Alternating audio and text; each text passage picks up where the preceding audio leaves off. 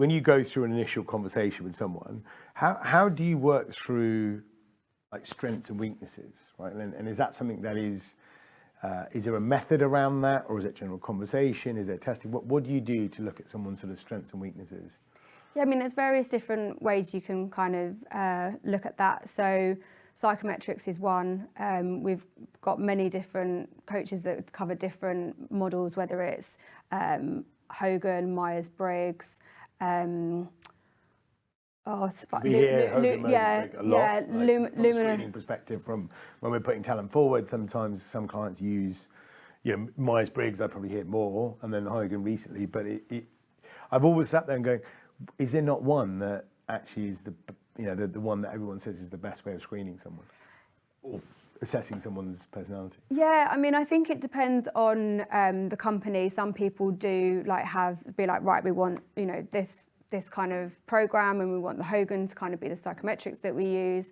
So we'll definitely be guided by the company. If the company isn't sure, we might make suggestions, but ultimately it comes down to them. But one thing I do always say about psychometrics is that you're all of it and you're none of it. And actually the reason that psychometrics are useful is to heighten your self-awareness.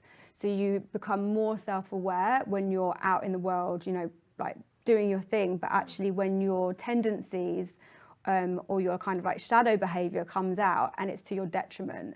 So it's about, with that self-awareness from doing the psychometrics, you can see, okay, actually this is a pattern and this isn't like serving me that well. Maybe I should think about making a different choice or behaving differently. I don't like it when people do a psychometric and then almost like live into the label of it and just almost use it as an excuse even.